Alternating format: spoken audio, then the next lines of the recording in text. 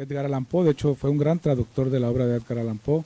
Charles Baudelaire también fue muy reconocido por sus capacidades como traductor, y también quizás le influenció, porque ustedes saben que Edgar Allan Poe fue un genio del cuento de terror, de las historias de terror, y se ve que hay algo de influencia justamente de la vida y obra de Edgar Allan Poe también en la vida y obra de Charles Baudelaire. También tristemente fue alguien que no llegó al medio siglo, falleció en 1867, pero su legado ha sido para la posteridad. Hoy conmemoramos 205 años de su natalicio, y invitarlos a través de este invitado de lujo, Javier Moro. Muchas gracias por acompañarnos, Javier. También gracias a la Asociación Nacional de Escritores que preside nuestro amigo César. Mándale un saludo, por favor, de nuestra parte. Comentarles que es muy afortunado el título, ustedes leen aquí, sobre el alma del poeta en la modernidad. Se dice por grandes conocedores, críticos literarios, que Charles Baudelaire quizás fue el que ayudó a parir la modernidad. Si bien venía del romanticismo en aquel entonces en Europa, en las letras, en la poesía, con él se inaugura una nueva escuela, el que es llamado simbolismo, y después el grupo que se conocería como los poetas malditos, ya les digo yo, y a su vez esa gran poesía en prosa, que fue la marca después de la poesía contemporánea, la poesía moderna. Ya les decía, yo no quiero emocionar demasiado, para eso tenemos al experto, Javier, de nueva cuenta, muchísimas gracias. También agradecerle a los compañeros del club de lectura que nos acompañan. Creo yo que el círculo de lectura es un complemento ideal. Muchas gracias también por estar con nosotros. Muy buena tarde y enhorabuena a todos los asistentes. Muchas gracias, doctor Elías Robles. Antes de dar el uso de la voz a nuestro invitado Javier Moro Hernández, comentaremos que es autor de los libros de poesía El olvido del fuego, Generación perdida, Selva baja, Mareas, y de las plaquettes de poesía Los salvajes de la ciudad Aca, Una palabra con nombre bala, Los hipopótamos de Pablo Escobar, así como la novela Cocaína, publicada en el año 2018. Ha sido coordinador del recital de poesía Chilango Andaluz junto a Carlos Ramírez desde el año 2005. Este es un festival de poesía que se ha realizado de manera interrumpida en la Ciudad de México y en Sevilla, España. También fue coordinador del ciclo El Gabinete Salvaje, Noches de Poesía y Artes, que se realizó durante 8 años. Como periodista cultural ha colaborado con diferentes medios como La Jornada de Aguascalientes y el suplemento de la jornada semanal del diario La Jornada Nacional. Ha publicado en medios nacionales como El Financiero, El Heraldo, La Jornada, además de revistas como Tierra Adentro, revista de la Universidad Marvin, Cultura Urbana. También ha sido colaborador de medios digitales como suplemento de libros. Ha colaborado como guionista sobre la situación de las mujeres desaparecidas en Ciudad Juárez y en textos sobre la situación de apertura y de transparencia democrática en México. Estudió la carrera de Comunicación Social en la Universidad Autónoma Metropolitana, Campus Xochimilco, y el diplomado de Periodismo Cultural en la Universidad del Claustro de Sor Juana. Actualmente se encuentra estudiando el Diplomado en Historia y Cultura de México en el Instituto Politécnico Nacional y en el Instituto Nacional de Antropología e Historia. Ha sido jurado en concursos de poesía organizados por el INVAL y por la Universidad Iberoamericana. Tiene usted el uso de la palabra. Adelante, por favor. Muchas gracias. Primero que nada, muchas gracias por la invitación al espacio cultural de la Cámara de Diputados, al doctor Elías, a la Asociación de Escritores, como bien decían, un saludo a mi amigo César Cortés. Muchas gracias a ustedes por acompañarnos el día de hoy. Para mí es un placer estar aquí con ustedes y bueno, hablar sobre un poeta que, como bien decía el doctor Elías, que parece que lo conoce muy bien, es un poeta puntual, esencial, creo que muy importante dentro de la literatura contemporánea. Él, como bien decíamos, sin duda fue un parteaguas dentro de la literatura tanto francesa como mundial. Posteriormente, un poeta considerado maldito, un poeta que rompió los estándares, los cánones de la literatura en su momento y que sigue alimentando sin duda el gusto, el goce poético y sin duda el mito de la poesía. Yo quería empezar esta charla leyéndoles un poema justamente de Las Flores del Mal, es el primer poema de ese libro que fue puntual, un libro que ya platicaremos, un libro que digamos, es una antología de su obra poética personal, un libro que fue considerado maldito, un libro que fue perseguido, que fue censurado en su momento, que tuvo que cortar ciertos poemas, ciertos poemas fueron quitados de la segunda edición. Entonces, primero que nada quería leerles este poema que se llama Al lector. La necedad, el error, el pecado, la tacañería ocupan nuestros espíritus y trabajan nuestros cuerpos, y alimentamos nuestros amables remordimientos como los mendigos su miseria. Nuestros pecados son testarudos, nuestros arrepentimientos cobardes. Nos hacemos pagar largamente nuestras confesiones y entramos alegremente en el camino cenagoso, creyendo con viles lágrimas lavar nuestras manchas. Sobre la almohada del mal está Satán Trimegisto, que mece largamente nuestro espíritu encantado, y el rico metal de nuestra voluntad. Está todo vaporizado por este sabio químico. Es el diablo quien empuña los hilos que nos mueven. A los objetos repugnantes los encontramos atractivos. Cada día hacia el infierno descendemos un paso, sin horror, a través de las tinieblas que hieden. Cual un libertino pobre que besa y muerde el seno martirizado de una vieja ramera, robamos al pasar un placer clandestino, que exprimimos bien fuerte cual vieja naranja. Oprimido, hormigueante como un millón de mitos, en nuestros cerebros bulle un pueblo de demonios, y cuando respiramos la muerte a los pulmones desciende, río invisible con sordas quejas. Si la violación, el veneno, el puñal, el incendio todavía no han borrado con sus placenteros diseños el canevas banal de nuestros tristes destinos, es porque nuestra alma, no es bastante osada. Pero entre los chacales, las panteras, los poderosos, los simios, los escorpiones, los gavilanes, los sierpes, los monstruos chillones, aullantes, gruñones, rampantes en la jaula infame de nuestros vicios, hay uno más feo, más malo, más inmundo. Si bien no produce grandes gestos ni grandes gritos, haría complacido de la tierra un despojo, y un bostezo tragaríase el mundo. Es el tedio. Los ojos preñados de involuntario llanto, sueña con patíbulos mientras fuma su pipa. Tú conoces, lector, ese monstruo delicado, hipócrita lector, mi semejante, mi hermano. Charles Baudelaire nos dice en este poema que a pesar de todos los grandes vicios de la humanidad, el peor es el tedio, es el aburrimiento, lo que nos está diciendo. Ese es el gran miedo que él dice nos va a consumir en esta modernidad. Es el aburrimiento lo que nos va a consumir. Es importante mencionar que justo Charles Baudelaire es considerado el poeta de la modernidad. Él nace en 1821. Estamos hablando principios del siglo XIX.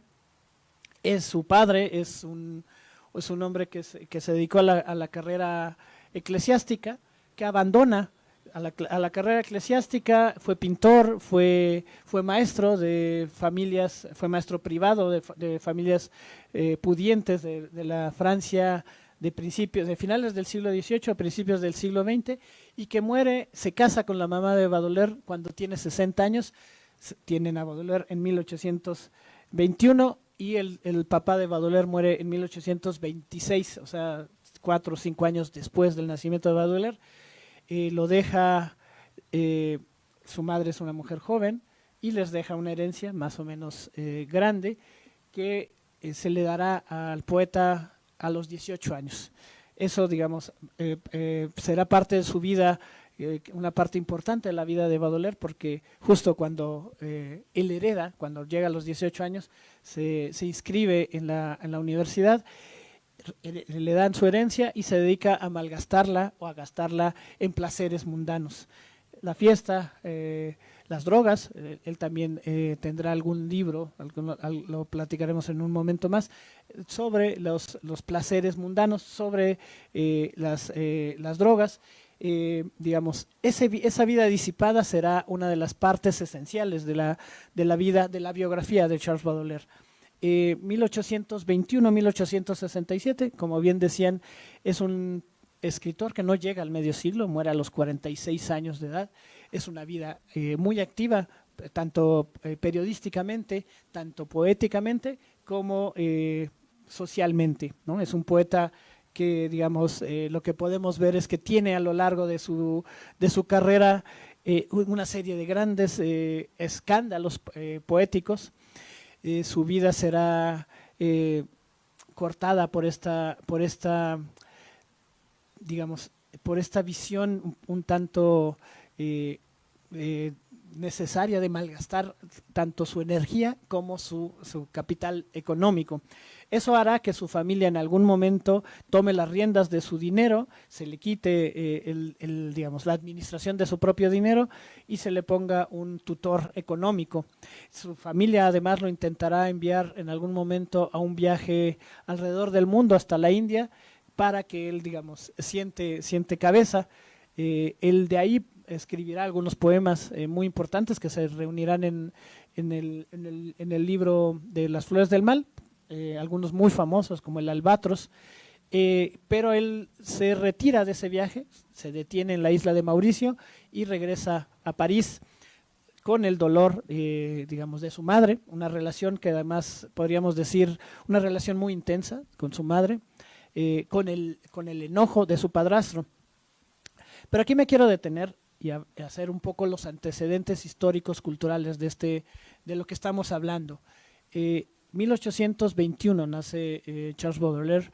Estamos hablando de que la Revolución Francesa se da en 1789, es decir, 40 años antes, 42 años antes.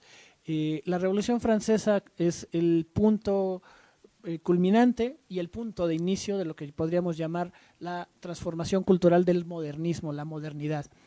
1789 es la revolución en contra de Luis XVI, un monarca absoluto, el nieto de Luis XIV. Si nosotros recordamos, si sabemos, Luis XIV es famoso por dos frases: el Estado soy yo, es decir, todo se concentra en mí, todas las decisiones políticas, económicas, sociales se concentran en la figura de una sola persona, que además descendía, o su poder descendía directamente de Dios.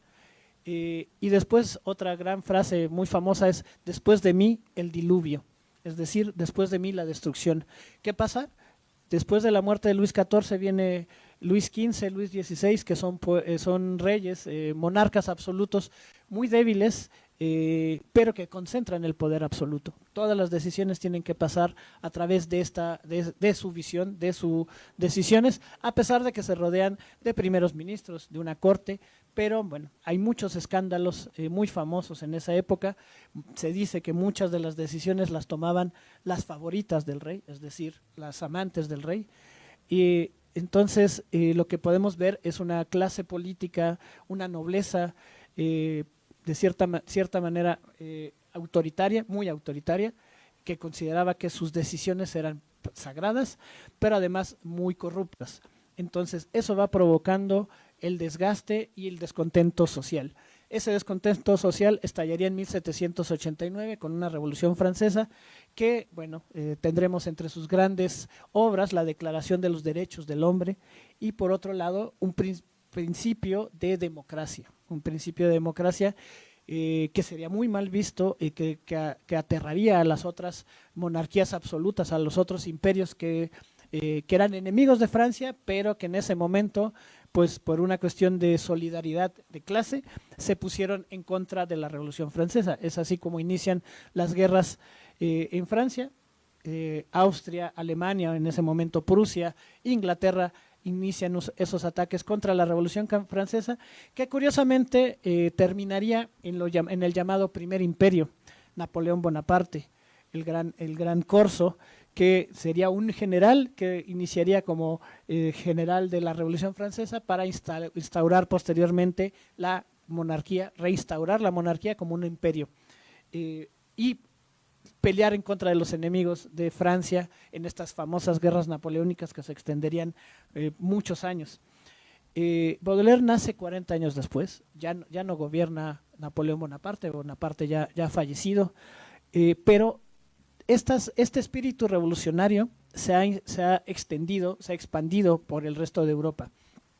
Vamos a ver movimientos políticos en Austria, en Prusia, en Polonia, en la misma Rusia, y muchos de los movimientos políticos de estos jóvenes revolucionarios buscan restaurar o instaurar las repúblicas nacionales.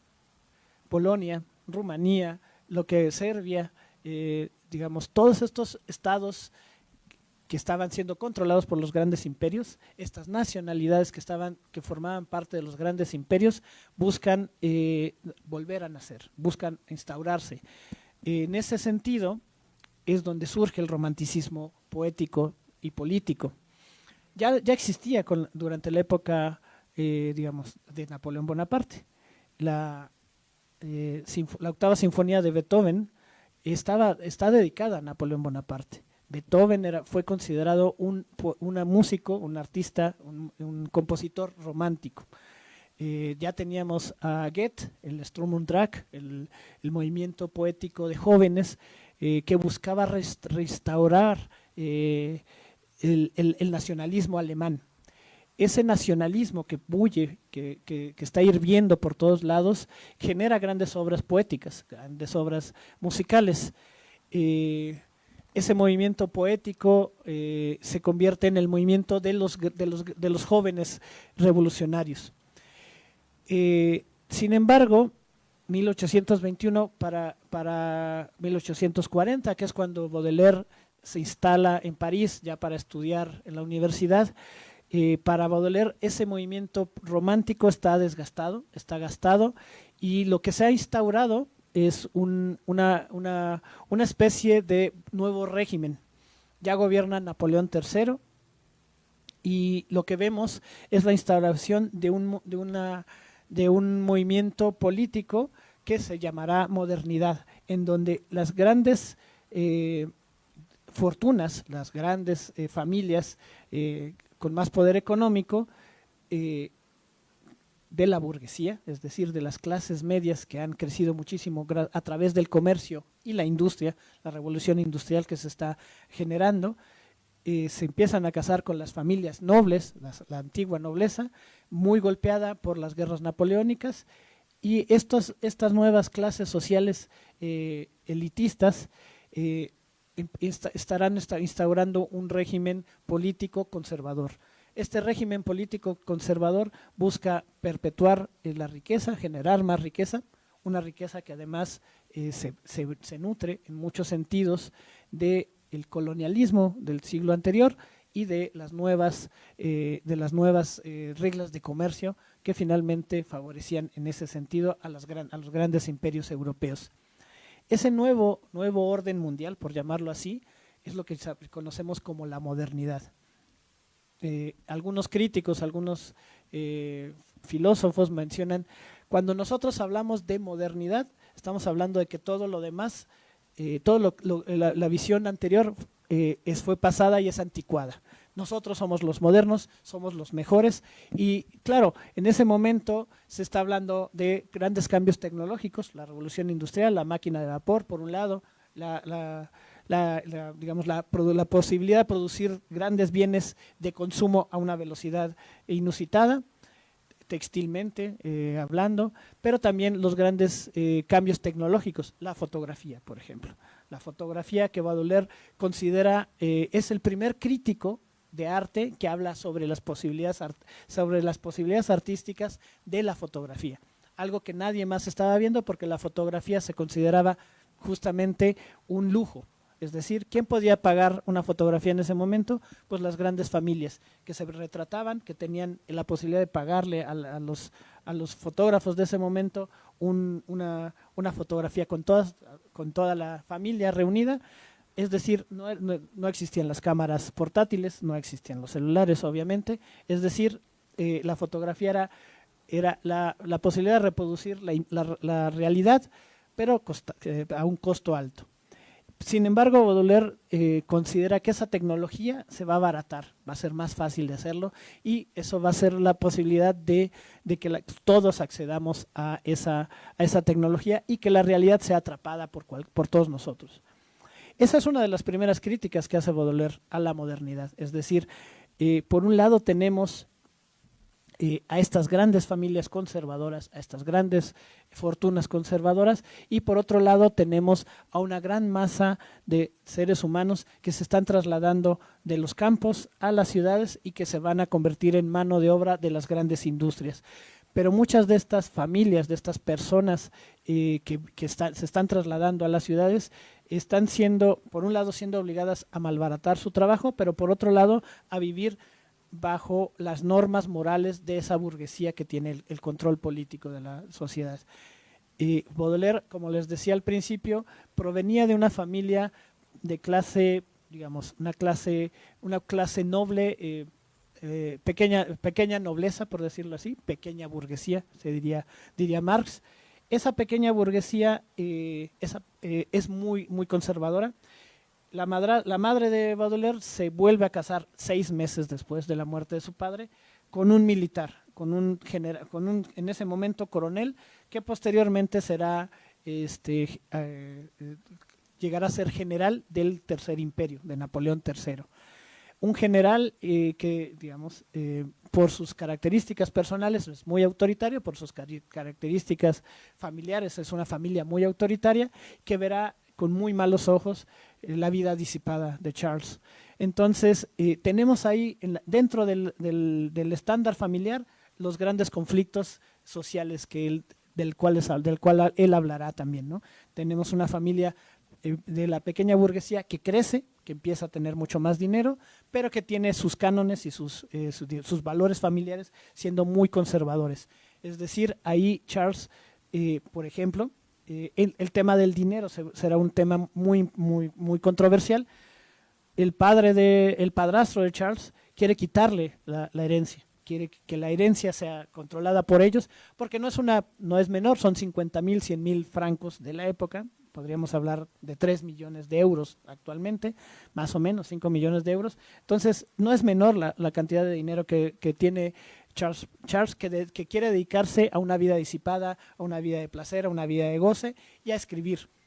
La familia quería que él hubiera preferido que estudiara Derecho y se convirtiera en un abogado de renombre, que, digamos, mantuviera el apellido Baudelaire refulgiendo dentro de la sociedad francesa de la época. Charles decide que no. Él llega a la universidad y empieza a tener una vida más disipada, y en ese sentido él empieza a criticar, como les decía, por un lado empieza a criticar a la modernidad, todos estos cambios políticos, pero también empieza a criticar el conservadurismo de la burguesía y el conservadurismo de su propia familia.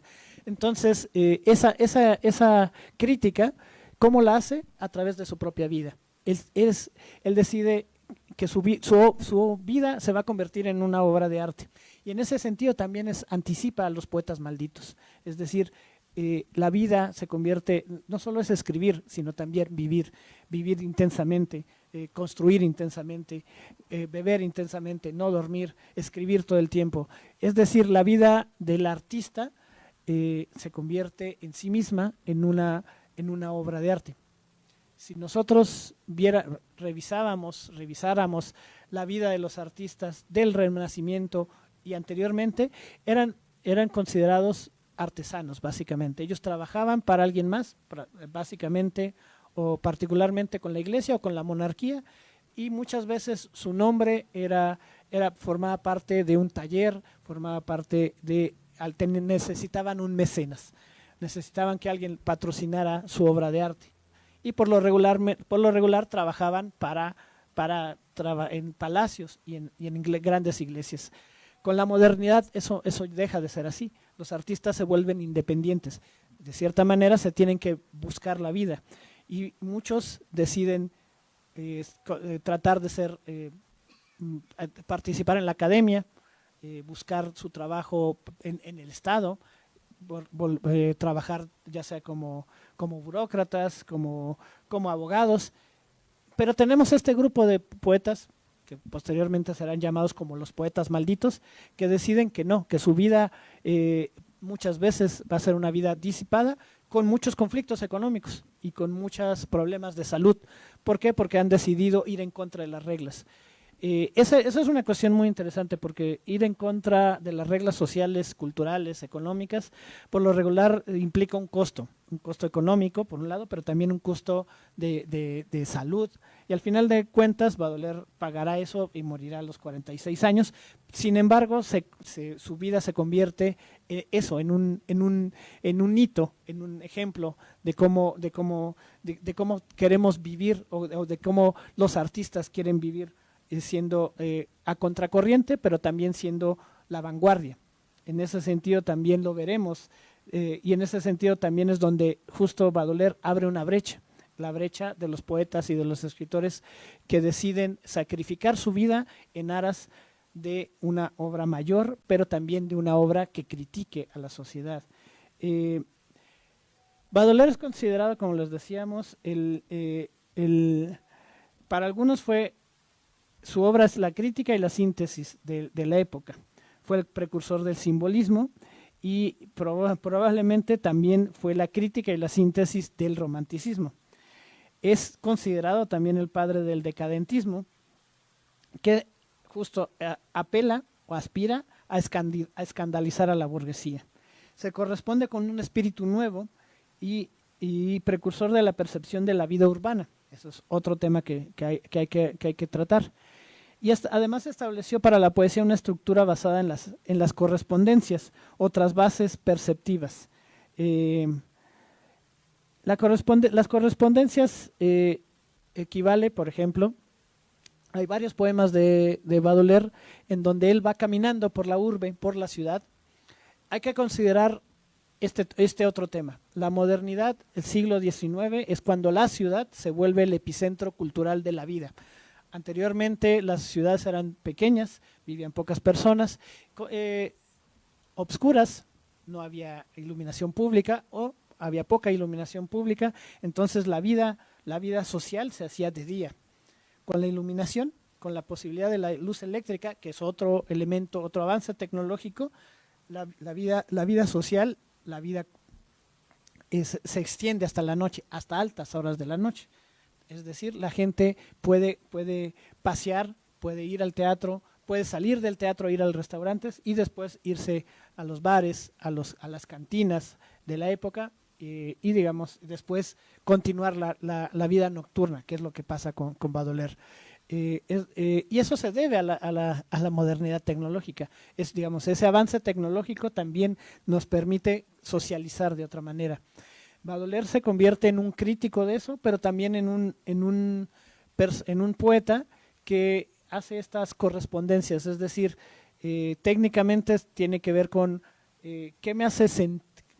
Voy caminando por la calle y se me ocurren ideas. Entonces tengo esta imagen sobre la calle, las luces que se prenden, la iluminación que se prende y por otro lado las ideas que yo traigo en mi interior. Y eso son las correspondencias, la vida interna y la vida externa, cómo se corresponden, cómo se comunican entre una y otra. Baudelaire en ese sentido es el primero que habla de eso, ¿no? De la vida urbana como una gran posibilidad. Muchos artistas posteriores lo seguirán hablando, los surrealistas, la posibilidad de continuar la vida, la deriva poética, que es salir a la calle, caminar y perderte en tus pensamientos, pero además construir un mapa personal dentro de las ciudades. Eso, digamos, es un tema que seguirá hasta el siglo XX, hasta las grandes vanguardias hasta 1960, 1970, y que tiene una correspondencia en la arquitectura moderna, de cómo se construyen las ciudades, cómo podemos urbanísticamente cómo hacer una ciudad que sea amable con el peatón, por ejemplo. Digamos, eso es un tema que proviene de la poesía de Baudelaire y que los urbanistas, los arquitectos retomarán en el siglo XX. Rafael Reich, un crítico argentino, considera que los escritores modernistas de lengua española, por ejemplo Rubén Darío, adoptaron plenamente la visión del poeta que Baudelaire planteaba en su poema titulado El Albatros, que les voy a leer en un momento. Es decir, Baudelaire no solo es un poeta que inspira la poesía francesa, sino que además terminará convirtiéndose en un poeta esencial de la poesía latinoamericana. Rubén Darío es el gran poeta latinoamericano de principios del siglo, final del siglo XX, principios del XX. Tiene este libro famosísimo que es Azul. Él es el poeta moderno, justamente la primera escuela poética que da América Latina al mundo se llama así, el modernismo. Nosotros, a través de Rubén Darío, impulsamos una poesía distinta, una poesía que atrapa los momentos sensoriales, lo que está alrededor de nosotros, pero también lo que nos está consumiendo internamente, es decir, las correspondencias de Baudelaire. Eso lo hace, es la síntesis que hace Rubén Darío en Azul. Rubén Darío tiene otro libro que es esencial. Rubén Darío es el primero que nombra a estos poetas que les estamos mencionando, Rimbaud, Verlaine, Baudelaire, como los poetas malditos. El nombre de poetas malditos se los da Rubén Darío.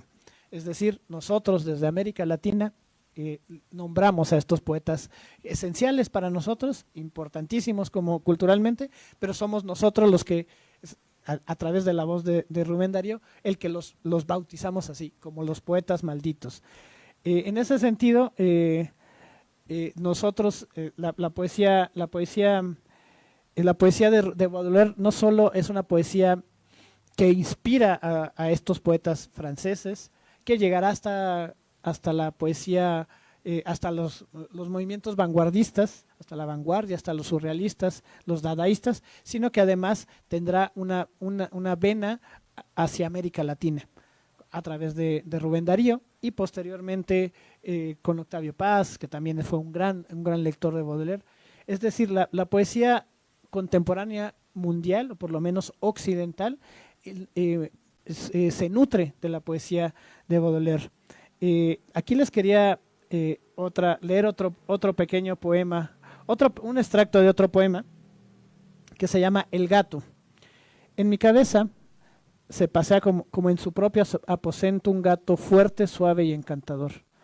Cuando maulla, apenas se le oye, de tan tierno y discreto que es su timbre, pero su voz, ya sea apacigua o gruña, es siempre rica y profunda. Ahí está su atractivo y secreto. Ahí esta voz que gotea y filtra en mi interior más tenebroso, me invade como un verso cadencioso y me refocila como un bebedizo.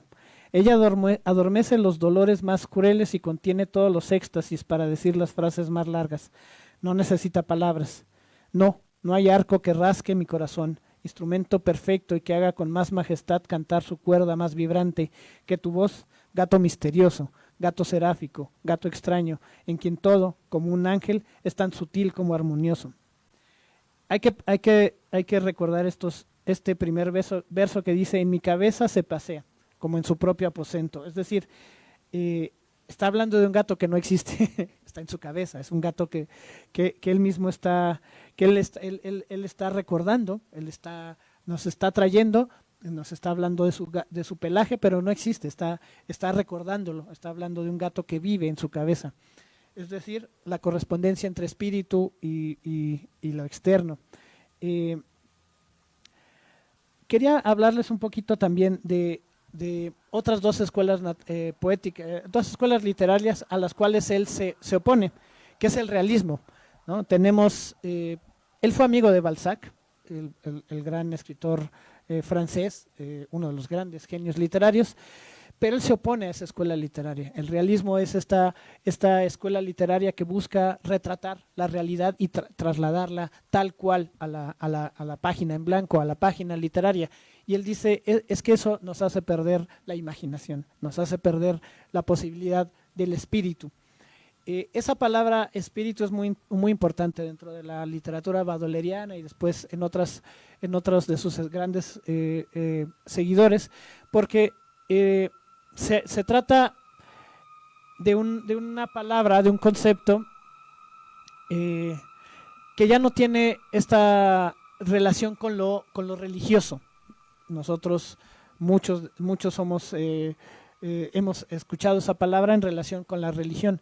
Para él el espíritu existe, sigue existiendo, sigue siendo una palabra importante, pero tiene que ver más bien con la posibilidad creativa, con la posibilidad de imaginar la realidad. es decir, la realidad también se puede imaginar, también se puede construir. Y los realistas dicen, no, la realidad existe, es algo externo a nosotros y hay que retratarla tal cual. Entonces ese es otro de los grandes conflictos literarios que él mantuvo. Y en ese sentido quería mencionarles, ya hablamos de la crítica que hizo a la fotografía. Baudelaire también es uno de los primeros que habla sobre la música y el teatro. Se convierte en un crítico literario, un crítico musical. Esos, digamos, como les decía, el artista se tiene que buscar ahora la vida, y cómo lo hace a través del periodismo en muchos sentidos. Es también ahí donde se da la relación con otro de los grandes temas, que es el periódico. Les decía, la fotografía es una máquina que va a reproducir la realidad a través de la imagen, pero también la imprenta periodística es otra máquina que va a reproducir la realidad todos los días. Para Baudelaire el periodismo es una forma de vida, es una forma de ganarse la vida, de ganarse el sustento, pero también es muy crítico, porque también el periodismo en muchos sentidos en esa época reproducía los valores de conservadores de la burguesía, es decir, trasladaba la visión burguesa, los cánones burgueses conservadores a la realidad. Mucha gente, también estamos hablando de un momento, eso pasó en México, en donde empieza a darse la escolarización masiva.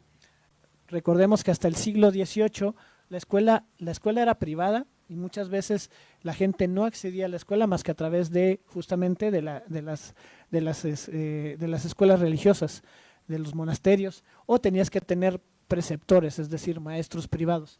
No había escuela pública, y es a partir de la Revolución Francesa y después, por ejemplo, en México, a partir de las escuelas liberales, que se da esta iniciación de la escuela pública y la masificación de la escolaridad.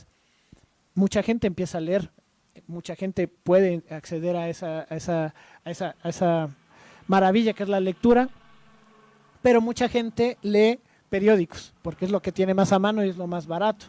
Y en ese sentido, Baudelaire, que puede publicar crítica literaria, crítica musical, también es crítico a esa masificación de la lectura. ¿Por qué? Porque estamos leyendo muchas veces cuestiones que van, digamos, las noticias las consumimos hoy, pero el día de mañana ya desaparecieron. Es decir, una masificación de noticias que muchas veces no perviven, no subsisten más allá del tiempo. Entonces él es muy crítico de esa masificación. Por otro lado, pero él sobrevive de esa masificación. Es una de las grandes contradicciones de esa crítica literaria. Baudelaire también es crítico musical, fue el primer crítico musical de su época al hacer críticas sobre las óperas de Richard Wagner, por ejemplo. Una vez más, Wagner, tomando en cuenta que Wagner es el gran epítome del compositor romántico. Las obras de Wagner nos hablan sobre los mitos, los nibelungos, las valquirias, de los mitos que le dan pie a la nacionalidad alemana, pero dentro de esta escuela llamada romanticismo. Entonces, la crítica que le hace Baudelaire puede ser devastadora en ese sentido. Ahora quería hablarles un poquito. Bueno, Baudelaire es en ese sentido un crítico al realismo, porque él quería exaltar la imaginación, como les decía con el poema del gato, y pues también es crítico del naturalismo, que es otra de las escuelas literarias de la época, y por eso se dice que él es el padre de una escuela literaria llamada el simbolismo. Los simbolismos, digamos, el simbolismo se inclinaba más hacia el hermetismo, desarrollando un modelo más libre y desdeñando la claridad y la objetividad poética, pero fueron esenciales, digamos. Los simbolistas es la escuela poética en las cuales podemos encontrar a Arthur Rimbaud y a Paul Verlaine, es decir, los poetas malditos. Arthur Rimbaud fue el primer poeta que exalta la obra de Baudelaire. Recordamos, Baudelaire muere en 1867. A los 46 años de edad. Rimbaud a los 5 o 6 años después, empieza a hablar de Baudelaire como el gran maestro. Él lo considera su maestro divino en ese sentido. Es curioso porque estamos hablando de que la literatura francesa era la gran literatura, la que marcaba la tendencia en esa época. Sin embargo, en ese sentido, pues los poetas, muchas veces los grandes poetas, pues vivieron muy mal en términos generales, ¿no? En ese sentido, por ejemplo, Baudelaire escribe mucha crítica, escribe muchas críticas literarias.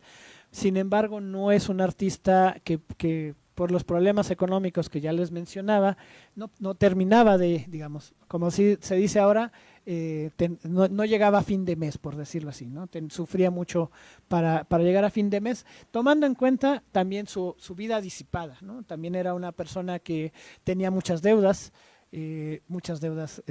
tanto en cantinas, en burdeles, como en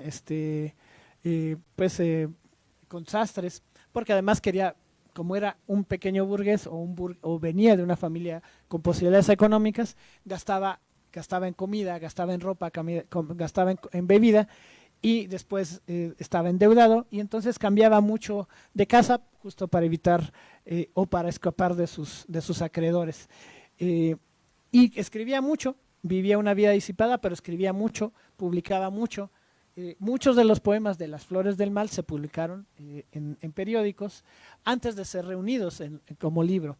Él publica además Los Paraísos Artificiales, que es este libro que les mencionaba al principio, que es un libro sobre las drogas, sobre el consumo de drogas y las drogas que ya se consumían en la Francia del siglo XIX. En ese sentido también es un adelantado porque nos está hablando de los paraísos artificiales, ¿no? de las sustancias que ya se consumen dentro de la sociedad francesa y dentro de la sociedad europea en general. Por otro lado, escribe otro libro que se llama El spleen de París. El spleen es la palabra que hace referencia al tedio, es decir, al cansancio, al aburrimiento. Como les decía al principio, el aburrimiento para él va a ser el gran pecado de la modernidad. Tenemos un montón de actividades, tenemos un montón de cosas para distraernos. Sin embargo, de lo que más sufrimos en esta época moderna y posmoderna, que es la del siglo XXI, es el aburrimiento. No sabemos qué hacer con nuestro tiempo libre. Tenemos que buscar, muchas veces ahora en el celular tenemos que buscar qué hacer para matar el tiempo libre que tenemos. Es curioso, ¿no? Tenemos tiempo libre, pero nos aburrimos. Esa es una de las grandes contradicciones de la modernidad, y eso es una de las contradicciones que Baudelaire ya mencionaba. Por eso, una vez más, es el gran crítico. Y lo menciona en el Spleen de París. Es decir, termino de trabajar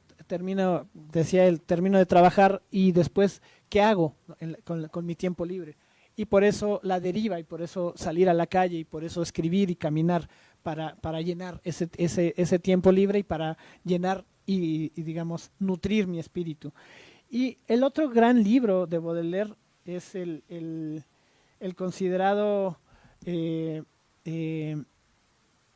Las Flores del Mal.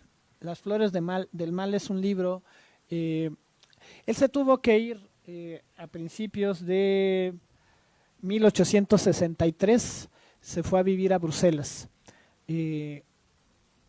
Bruselas fue el gran epicentro editorial de la época. Muchos escritores franceses, Rimbaud, por ejemplo, Verlaine, se fueron a vivir a Bruselas en algún momento.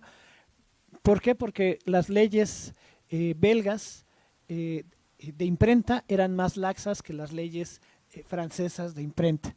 Es decir, para que vean un poco cómo era el control político del Tercer Imperio, de Napoleón III, cómo era el control político sobre la libertad de expresión, una libertad que se había ganado con la Revolución Francesa y que había puesto, digamos, la Revolución Francesa había impulsado a su tío, a Napoleón I, para llegar a ser emperador.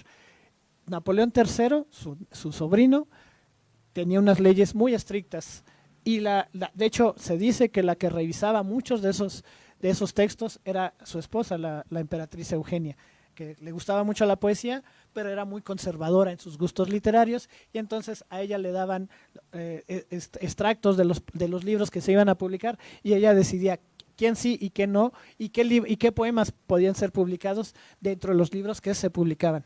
En ese sentido, muchos poetas se fueron a Bruselas, muchos libros de la época fueron publicados en Bruselas, y pasa lo mismo con Las Flores del Mal. Baudelaire se va a Bruselas, su idea, invitado por su editor, era que hiciera conferencias, que viviera como conferencista, pero fue un fracaso, la gente no fue, y por eso después escribiría un texto brutal sobre Bélgica, diciendo, pobre de ustedes, no quieren leer, ¿no? Entonces, pero ahí se publican Las Flores del Mal. Las Flores del Mal se publican en 1865, y bueno, es todo un escándalo en la época. Es muy interesante, ¿no? Porque estamos hablando de Francia, ¿no? de un país que es considerado justo pues la cuna de los derechos del hombre, la Revolución Francesa, pero también fue uno de los países con una censura muy fuerte de libros. Y Las Flores del Mal no fue el único caso, pero fue uno de los casos más conocidos, en donde se le obligó, fue considerado un libro pornográfico en su momento, un libro que atentaba contra las buenas costumbres, y por lo tanto fue un libro que sí se publicó, pero le fueron censurados, si no recuerdo, 30 poemas, si no recuerdo mal, 30 poemas, y fue obligado a pagar una multa de 300 francos de la época, una multa que 300 francos hace unos años era, antes del euro, pues era bastante dinero, ¿no? Eso obligó que hubiera varias ediciones de Las Flores del Mal, y que se redujera el precio, bueno, no el precio, sino las ganancias que le daban al autor. A Baudelaire le daban 25 centavos por cada libro vendido, porque ese era el acuerdo, había que pagar la multa, y el editor pagaba una parte, pero el autor también pagaba otra parte, ¿no? Entonces, eso hizo que Las Flores del Mal fuera un libro que se publicó censurado. Hay varias versiones de Las Flores del Mal, y es muy interesante en ese sentido, como un libro que ahora es considerado un clásico, sin duda un clásico, pues tuvo toda un parto muy doloroso, por decirlo así. Quería leerles una parte de Las Flores del Mal, un extracto, un pequeño, digamos, un fragmento del poema que se llama Spleen e Ideal. El spleen, el aburrimiento. Bendición. Cuando por un decreto de las potencias supremas el poeta aparece en este mundo hastiado, su madre espantada y llena de blasfemias, crispa sus puños hacia Dios que de ella se apiada. Ah, no haber parido todo un nudo de víboras antes de amamantar esta irrisión. Maldita sea la noche de placeres efímeros en que mi vientre concibió mi expiación, puesto que tú me has escogido entre todas las mujeres para ser el asco de mi triste marido, y como yo no puedo arrojar a las llamas como una esquela de amor este monstruo esmirriado, yo haré rebotar tu odio que me agobia sobre el instrumento maldito de tus perversidades, y he de retorcer también este árbol miserable que no podrán retoñar sus brotes apestados. Ella vuelve a tragar la espuma de su odio, y no comprendiendo los designios eternos, ella misma prepara en el fondo de la gehenna las hogueras consagradas a los crímenes maternos. Sin embargo, bajo la tutela invisible de un ángel, el niño desheredado se embriaga de sol, y en todo cuanto bebe y en todo cuanto come encuentra la ambrosía y el néctar bermejo. Él juega con el viento y conversa con la nube, y se embriaga cantando el camino de la cruz. Y el espíritu que le sigue en su peregrinaje llora al verle alegre cual pájaro sus bosques. Todos aquellos que él quiere lo observan con temor, o bien, enardeciéndose con su tranquilidad, buscan al que sabrá arrancarle una queja y hacen sobre él el ensayo de su ferocidad. En el pan y el vino destinados a su boca mezclan la ceniza con los impuros escupitajos. Con hipocresía arrojan lo que él toca y se acusan de haber puesto sus pies sobre sus pasos. Su mujer va clamando en las plazas públicas: Puesto que él me encuentra bastante bella para adorarme, yo desempeñaré el cometido de los ídolos antiguos, y como ellos yo quiero hacerme redorar. Y me embriagaré de nardo, de incienso, de mirra, de genuflexiones, de viandas y de vinos, para saber si yo puedo de un corazón que me admira usurpar riendo los homenajes divinos. Y cuando me hastíe de estas farsas impías, y posaré sobre él mi frágil y fuerte mano, y mis uñas parecidas a garras de arpías sabrán hasta su corazón abrirse un camino. Como un pájaro muy joven que tiembla y que palpita, yo arrancaré este corazón enrojecido de su seno, y para saciar mi bestia favorita, yo se lo arrojaré al suelo con desdén. Y hacia el cielo, donde su mirada alcanza un trono espléndido, el poeta sereno eleva sus brazos piadosos, y los amplios destellos de su espíritu lúcido le ocultan el aspecto de los pueblos furiosos. Bendito seas mi Dios, que dais el sufrimiento como divino remedio a nuestras impurezas, y cual la mejor y la más pura esencia que prepara a los fuertes para las santas voluptuosidades, yo sé que reservarás un lugar para el poeta en las filas bienaventuradas de las santas legiones, y que lo invitarás para la eterna fiesta de los tronos, de las virtudes, de las dominaciones. Yo sé que el dolor es la nobleza única, donde no morderán jamás la tierra y los infiernos, y que es menester para trenzar mi corona mística, imponer todos los tiempos y todos los universos.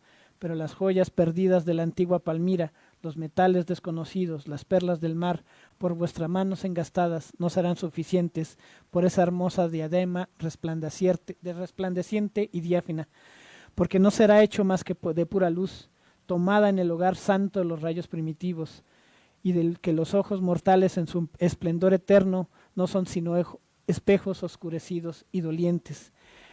Aquí podemos resumir un poco lo que decíamos de Baudelaire, este dolor ante la mala relación que mantuvo toda la vida con su familia, con su madre, y esta idea de que el poeta es un poeta maldito, un poeta señalado, un ser que blasfema, un ser que ha sido expulsado. Ya lo decía Platón, a los poetas hay que expulsarlos de la ciudad, de la polis. Sin embargo, en esa constante lucha, Baudelaire también se considera divino, se considera eterno. Y él lo dice en algún verso, yo me creo eterno y trataré de serlo, decía. En ese sentido es esa lucha entre lo divino y lo satánico, entre lo moral y lo inmoral. Y digamos, en Baudelaire podemos reducir o resumir mucho de esto, ¿no? Es una lucha entre la belleza y la maldad, entre la belleza y la fealdad, entre lo divino y la maldad, pero además entre el pasado y el presente. Baudelaire es un parteaguas y como tal es un poeta que nos está hablando de que el mundo se está transformando para bien y para mal, y que esa transformación, por más que queramos, por más que el poeta quiera detenerla, esa transformación no se va a detener, pero podemos hablar de los peligros que esa transformación trae. Y eso es lo que hace Baudelaire, ¿no? Nos dice, la vida moderna es una vida masiva, es una vida donde vamos a tener muchas actividades, pero en esas actividades pueden estar vacías y pueden vaciarnos a nosotros mismos. Entonces, el ser humano tiene que entender y tiene que estar muy alerta y ser muy crítico ante todo lo que nos están ofreciendo la modernidad.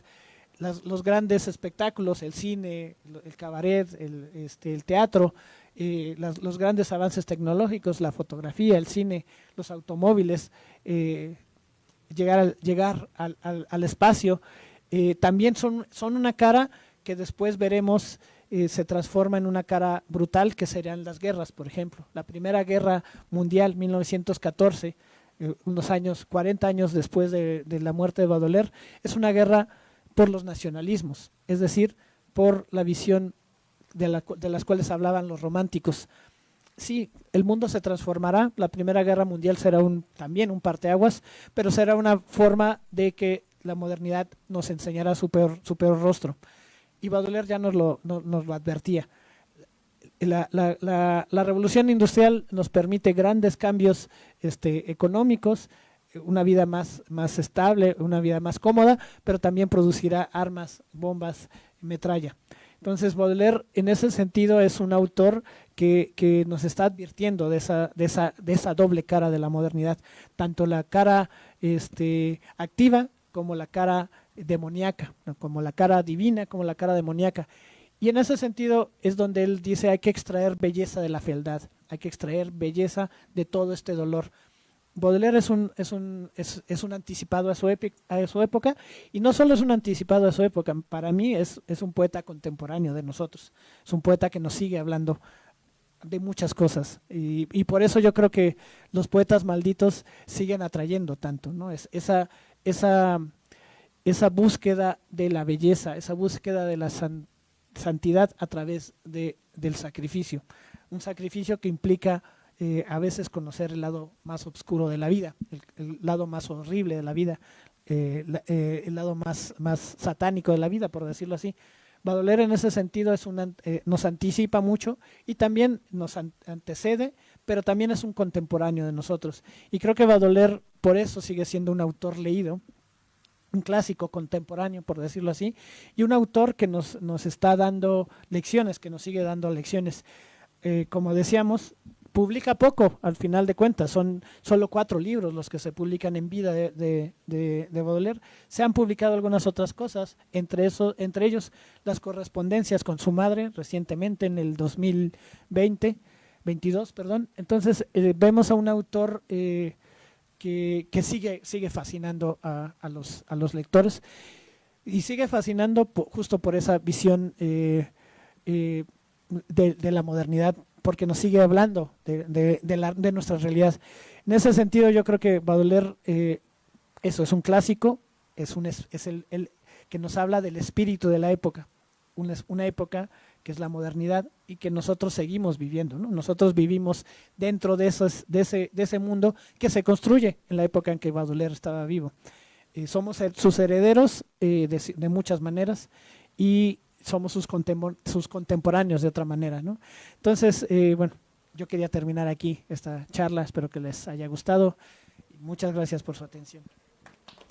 Muchas gracias, Javier Moro Hernández. Damos paso a la sesión de preguntas y respuestas. Si alguien desea hacer alguna pregunta a nuestro invitado. Un momento, por favor. Buenas tardes. Ernesto de la Peña, Jorge Borges, mucha gente cita mucho a Baudelaire. ¿Es un poeta difícil? La pregunta es un poeta difícil. Tiene algunas palabras, o sea, creo que hay palabras que ya no se utilizan, digamos, su búsqueda, digamos, como parteaguas de la poesía, por ejemplo, es un poeta que ya no busca el verso perfecto, por un lado, ni la rima, ¿no? Nosotros en América Latina, en México, estamos muy acostumbrados, porque esa es la tradición literaria de la cual venimos, ¿no? Quevedo, Góngora, que es la rima y además es los versos casi, la métrica casi perfecta. Baudelaire rompe con eso, ¿no? De repente hay versos que podríamos llamar arrítmicos, ¿no? De repente hay unos que tienen mucha rima y otros que de repente son difíciles porque rompen con el ritmo. Yo creo que es un poeta que hay que leer con cuidado, por un lado, y por otro lado tiene estas de repente palabras que uno ya no utiliza, que nos suenan distantes, raras, pero en general una vez que le agarra uno el ritmo, que entra, que se deja seducir por su poesía, no me parece difícil, ¿no? Es un poema que hay que leer y releer. Yo creo que esa es otra de las bellezas de la poesía. A veces nos podemos... el primer contacto con algún poeta que no conocemos puede ser difícil, pero una vez que te dejas seducir por él y entrar en su mundo, te das cuenta de que de repente ya estás bebiendo con él, ¿no? Entonces, básicamente yo creo que es un poeta que hay que leer con calma. De nada, gracias a usted. Muchas gracias. ¿Alguien más tiene una pregunta? Bueno, comentar también, que pues, lo leemos ya traducido, ¿no? Sí. Porque yo tenía un ejemplar donde venían en español y en francés, Sí. y obviamente ahí se ve más como la música, y ya traerlo Sí. al español creo que ya es un reto, ¿no? Sí. Y si nos pudieras hablar un poco más de su relación, por ejemplo, con Víctor Hugo, con claro. Alan Poe, Claro, que también sí, Víctor Hugo Sí, tenía sí. sus reservas, ¿verdad? A mí me encanta la relación con Edgar Allan Poe, ¿no? Edgar Allan Poe, que también es otro escritor esencial, ¿no? De total, Edgar Allan Poe, que creo que muchos hemos leído, muchos hemos gozado sus cuentos, su famoso poema del Cuervo. Sin embargo, también Edgar Allan Poe, en su época, fue un poeta y un escritor que sufrió mucho el rechazo de sus contemporáneos. Sufrió mucho también la relación, él queda huérfano muy joven, entonces es adoptado por sus tíos, que rechazaban también que él se dedicara a la literatura. Un escritor que tuvo que escribir mucho justo para periódicos, para sobrevivir, escribía muchos cuentos, y que no era muy conocido en su época. Eso es lo interesante de Baudelaire y Poe, ¿no? No era muy conocido Poe en Estados Unidos, no era muy conocido Baudelaire en Francia. Sin embargo, no estoy seguro cómo Baudelaire lo conoce y decide traducirlo al francés. Y empieza a traducir sus cuentos, sus poemas, sobre todo sus poemas, y empieza a publicarlos. Eso es otro elemento interesante de Baudelaire, y la traducción. Es decir, como les decía, la forma en que los escritores a lo largo de los últimos 200 años han sobrevivido o han trabajado es siendo editores, siendo periodistas, siendo traductores. Pero la traducción es todo un tema, porque además es la posibilidad, para empezar hay que saber leer a otro autor en otra lengua, pero además leer no significa que uno pueda traducir, o sea, puedes traducir mentalmente, pero traducir literariamente pues ya es todo un trabajo especializado, y él lo realiza, tal vez es de los primeros traductores modernos. Él decide traducirlo, y entonces la obra de Edgar Allan Poe se hace muy conocida en Francia, y muy valorada en Francia antes que en Estados Unidos, donde seguía publicando, pero la obra de Edgar Allan Poe era de pequeños tirajes, de cortos tirajes, y en cambio en Francia, de repente, a principios del siglo XX, Edgar Allan Poe vive un boom de ventas. Otro gran traductor de Edgar Allan Poe, por ejemplo, es Julio Cortázar, que lo conoce en Francia también, ¿no? Porque también Cortázar vivió mucho tiempo en Francia. Entonces, la relación es muy interesante, y sin duda vemos alguna de las... Lo influye mucho. Edgar Allan Poe es una gran influencia hacia Baudelaire, porque el romanticismo, Edgar Allan Poe es considerado un poeta romántico, un escritor romántico, pero es gótico romántico, es decir, esta visión del sur de Estados Unidos, por un lado, que tiene muchos fantasmas, una visión muy mágica, cruzada por la influencia también de los esclavos africanos, pero también de lo mórbido, ¿no? de este amor por la mujer que ha muerto, ¿no? Este amor que uno no puede, la caída de la casa de Usher, ¿no? Por ejemplo, ¿no? Annabelle, estos poemas, este amor porque es Edgar Allan Poe era así. Edgar Allan Poe estuvo enamorado mucho tiempo de su prima muerta y no se volvió a casar hasta muchos años después, y fallece pocos meses después. Entonces, ese es un amor mórbido, es decir, el amor hacia esa mujer, ese amor único. Y bueno, la literatura latinoamericana late de eso. Eso es Pedro Páramo, ¿no? Pedro Páramo está enamorado de Susana San Juan y no la puede olvidar, ¿no? ¿Qué es Pedro Páramo? Es una novela de fantasmas. Entonces, por eso también nosotros, Edgar Allan Poe y Baudelaire, creo que tenemos esa relación, ¿no? En la literatura latinoamericana, hispanoamericana, mexicana, hay mucha relación hacia lo fantasmal, hacia lo gótico, hacia lo mórbido. Entonces, Edgar Allan Poe influye mucho en Baudelaire, pero influye mucho en este romanticismo mórbido, gótico, que digamos, tiene muy poco que ver con el romanticismo alemán, inglés, donde que es más vital, ¿no? Que es mucho más vitalista. Entonces sí hay una relación muy fuerte entre Edgar Allan Poe y Baudelaire, que creo que se nutre la literatura de Baudelaire. Y bueno, la literatura contemporánea de la época de Baudelaire, pues Víctor Hugo era el gran escritor, un poeta romántico, un escritor romántico, también muy vital. Si uno lee todas las obras de Víctor Hugo, pues son mucho más optimistas, ¿no? Las obras de Víctor Hugo, un escritor que además estaba completamente metido en política, también un monstruo de la literatura, Víctor Hugo, ¿no? En muchos sentidos. Sus obras son monumentales, son grandes, pero también su obra es monumental porque abarcan muchos de los grandes temas del mundo y del espíritu humano.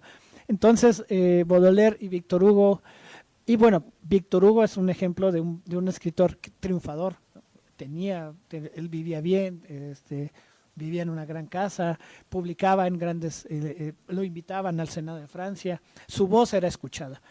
En cambio, Baudelaire era un escritor underground, como platicamos, ¿no? Subterráneo, por decirlo así, muy crítico, muy respetado dentro del mundo literario. Era un escritor que otros amigos, Théophile Gautier, que fue uno de los grandes editores de la época, lo consideraba su amigo, y de hecho Las Flores del Mal están dedicadas a Théophile Gautier. Y otros grandes escritores eran amigos de Baudelaire, pero también de alguna manera decían: Baudelaire es una mala influencia, es una persona que se gasta, le pagan y a los 2 horas ya se gastó la mitad de su paga en alcohol y en prostitutas. Entonces es una mala influencia. Y además es curioso, por ahí también estamos hablando de que las ciudades estaban creciendo, pero eran ciudades pequeñas, todo el mundo se conocía, y entonces todo el mundo se conocía provocaba, por ejemplo, casos como La Dama de las Camelias, por ejemplo, que es una gran novela, pero que el personaje original era una dama de compañía, que fue dama de compañía de los grandes nobles y también de algunos escritores. Pero todo el mundo sabía eso, ¿no? O sea, era la literatura de la época se nutría del chisme, y eso también es muy interesante. Digamos, porque la literatura era una literatura viva, ¿no? Que estaba ahí, la gente muchas veces se acercaba a una obra porque conocía el antecedente de la obra, ¿no? Porque ya lo había leído en los periódicos, ya en el morbo, ¿no? Los cafés que ahora nosotros, bueno, las cafeterías las consideramos, son parte normal de nuestra vida. Es un momento en las cafeterías se convierten en un punto central de la vida social, de la vida política. Y eso pasa aquí en México, ¿no? El siglo XIX, las cafeterías del centro de la ciudad es donde se habla de política, de literatura, y está dentro de la poesía mexicana. También hay grandes referencias a Enrique González Martínez habla de las cafeterías. Digamos, la Casa de los Azulejos se convierte en, digamos, es un epicentro cultural, ¿no? Y en Francia pasaba lo mismo, eran las cafeterías donde se discutía, se dialogaba, se chismeaba, ¿no? Se intercambiaba información, por decirlo así. Y entonces Víctor Hugo era el maestro, llegaba a esas cafeterías y era: si pase usted, maestro, siéntese aquí.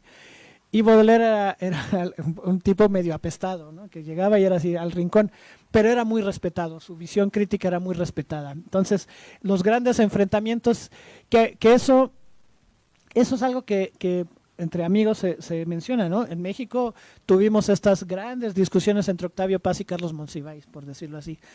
Grandes discusiones literarias, teóricas, que se pueden extrañar actualmente, ¿no? Y creo que la vida intelectual se nutre de esas dos visiones distintas, o varias visiones distintas de la literatura, del arte, de la política.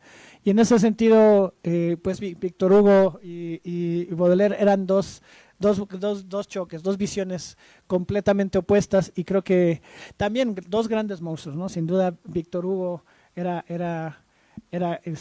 un gran maestro de la literatura, pero justo él era entre romántico y realista, ¿no? Es un autor que todavía, un autor de novelas de aventuras, pero que metía la política contemporánea en sus obras. un autor que para muchas personas ha sido también una entrada esencial de la literatura. Entonces, bueno, son dos formas de entender la literatura, dos visiones de la literatura que chocaban y que de alguna manera se odiaban, ¿no? Y en esas visiones, como decíamos, Baudelaire era un autor decadente, por decirlo así, pesimista ante las grandes transformaciones, y en cambio Víctor Hugo era vitalista y optimista. Entonces sus visiones chocaban, y bueno, Baudelaire muere a los 46 y Víctor Hugo a los 84, también te da cuenta de dos visiones del mundo y de cómo vivir la vida, ¿no? Entonces, son muy importantes esas grandes discusiones, que ojalá se siguieran dando. Me parece que sería algo importante también estas dos visiones, que esas dos, ojalá tuviéramos, creo que en México hay grandes intelectuales también, y creo que son muy importantes las discusiones teóricas, técnicas, nos nutren a nosotros como lectores. No, a ustedes, muchas gracias. Sí, muchas gracias. ¿Alguien más desea hacer alguna pregunta o comentario? Perdón, me voy a atravesar. Sí, exacto. Sí, incluso totalmente. Sí, les comentaba. Gracias. Les comentaba el tema sobre la censura. Las Flores del Mal fue un caso, pero Madame Bovary fue otro caso, ¿no? Y también Balzac tuvo que pagar. Él llegó a juicio, no tuvo que pagar, pero sí fue llevado a juicio y considerado también inmoral su obra, ¿no? Entonces sí, le pasó lo mismo, y fue un caso. En Francia hubo muchos casos, por ejemplo, Lolita, todavía en el siglo XX, Lolita fue censurada, la obra, entre muchas obras, ¿no? Entonces, Vladimir Nabokov. Entonces, podemos ver que la censura en Francia, que para muchos, pues eso, es uno de los grandes referentes culturales, la literatura francesa. Bueno, los escritores franceses tuvieron que a veces luchar contra las propias regulaciones estatales para dar a conocer su obra. Entonces, William Burroughs, que vivió aquí en México, también fue censurado en Francia. Entonces, Henry Miller, ¿no? Es otro autor censurado en Francia. Entonces, digamos, sí es uno de los grandes mercados editoriales, uno de los grandes mercados literarios, pero que ha sufrido o que ha marcado, ¿no? esta tendencia de obras censuradas, grandes obras censuradas. Muchas gracias. A continuación daremos paso al reconocimiento que el doctor Elías Robles Andrade dará a nuestro invitado. Quiero Javier pedirle Moro para Hernández. esos efectos, gracias Juno, quiero pedirle para esos efectos a Felipe, que es un asiduo asistente a las actividades del Espacio Cultural San Lázaro y sobre todo del Círculo de Lectura, también miembro del Club de Lectura, que me da el favor de leer el presente reconocimiento para entregárselo con mucho gusto, con mucho cariño a Javier. Buenas tardes. Junta de Coordinación Política, Secretaría General, Secretaría de Servicios Administrativos y Financieros, Espacio Cultural San Lázaro, extiende un reconocimiento a José Moro Hernández por su participación al Círculo de Lectura. Charles Baudelaire, sobre el alma del poeta en la modernidad. Cámara de Diputados, 9 de abril del 2026. Muchas gracias. Gracias a ti. Muchas gracias.